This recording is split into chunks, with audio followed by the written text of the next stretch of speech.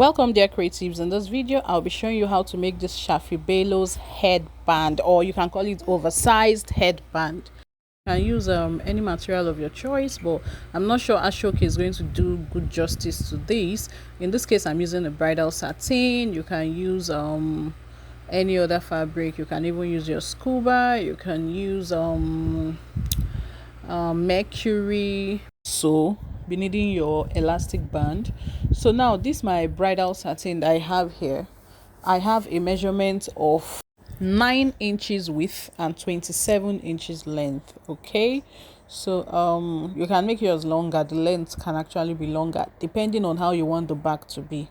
Okay, so I'll be showing you my own method how I made this. So the next thing I'm going to do is to fold into 2 equal halves of my bridal satin, the right side facing each other. I'm going to stitch from one end to the other and I'll be back. So right now I'm back. I have stitched and I have turned it over. Okay, so the next thing I'm going to do now is to take my foam. Yes, did I mention that you'll be needing foam?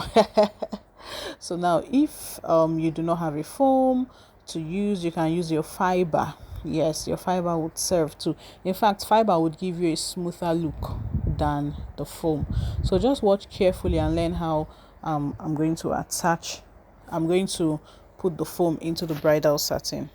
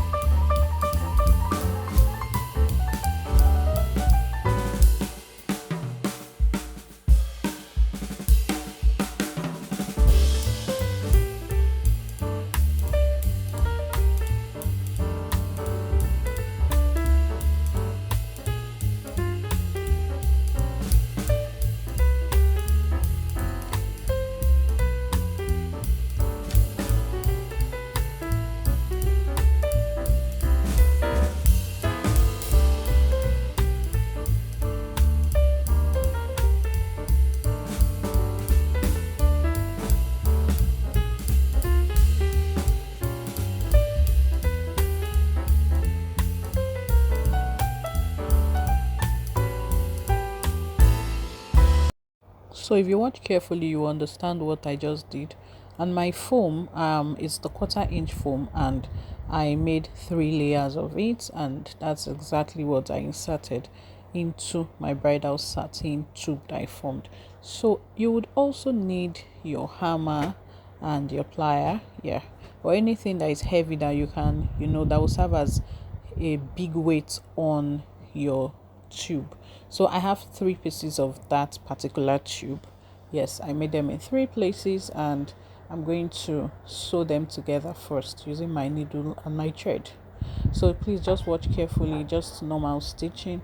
That's what I'm doing right here. And if you have any question, feel free to ask in the comment section and I'll do my best to answer. If this is your first time of stopping by, thank you so much for stopping by. And if you're a returning subscriber, thank you so much for coming back. So right now, I'm just ensuring that I stitch properly and they are firmly attached together. And if you're a returning subscriber, thank you so much for coming back. So right now, I'm just ensuring that I stitch properly and they are firmly attached together. And if you're a returning subscriber, thank you so much for coming back. So right now, I'm just ensuring that I stitch properly and they are firmly attached together. And if you're a returning subscriber, thank you so much for coming back. So right now, I'm just ensuring that I stitch properly and they are firmly attached together. And if you're a returning subscriber, thank you so much for coming back. So right now, I'm just ensuring that I stitch properly and they are firmly attached together. And if you're a returning subscriber, thank you so much for coming back. So right now, I'm just ensuring that I stitch properly and they are firmly attached together. And if you're a returning subscriber, thank you so much for coming back. So right now, I'm just ensuring that I stitch properly and they are firmly attached together. And if you're a returning subscriber, thank you so much for coming back. So right now, I'm just ensuring that I stitch properly and they are firmly attached together. And if you're a returning subscriber, thank you so much for coming back. So right now, I'm just ensuring that I stitch properly and they are firmly attached together. At this point, I'm just trying to cut off every excess thread. Now, that weight that you have, in this case, I'm using my hammer and my plier. I'll just place it at this end that I stitched, okay? And then I'm going to braid. You know the way you braid hair, right? That's exactly what I'm going to do. I apologize that some parts of this braiding did not show and it wasn't intentional. So, but if you follow the very first step I took here, the very first way I did it here, it was exactly what I did until I got to the end. Okay, so just keep watching and learning. Remember to practicalize.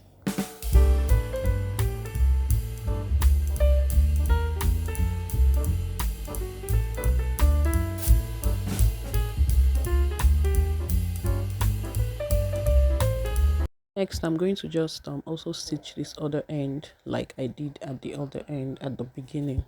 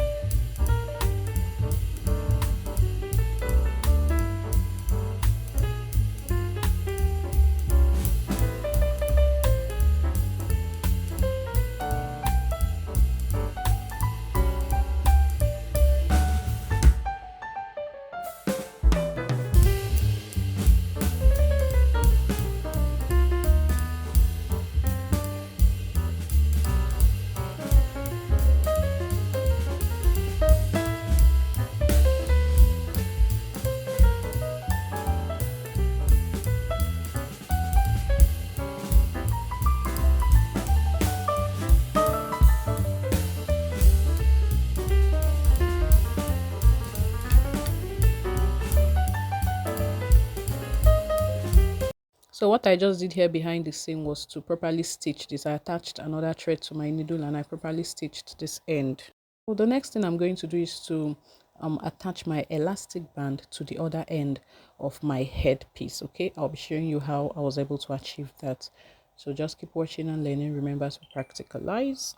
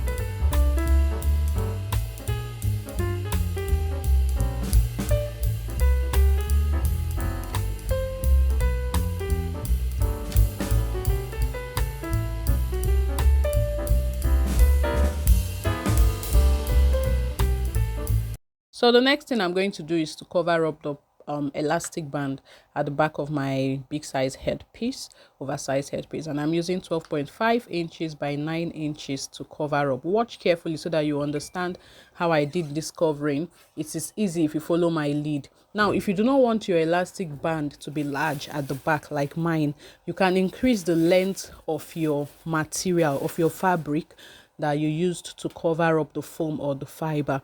So instead of using like 27 inches, you can use like 33 inches thereabouts. Okay, so keep watching and learning. Remember to practicalize.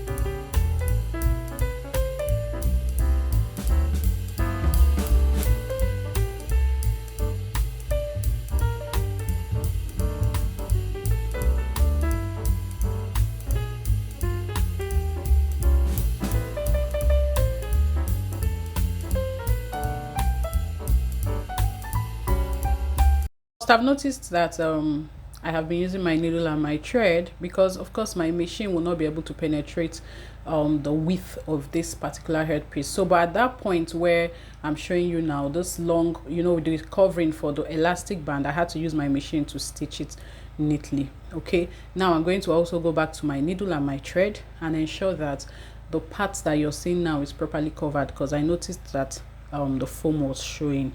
So keep watching and learning. Remember to practicalize. But something else you should note is that the back is not supposed to be as bulky as the front, else it will not be balanced on the head. It will not sit well on your client's head. So keep watching and learning. Remember to practicalize. We are almost done with this piece.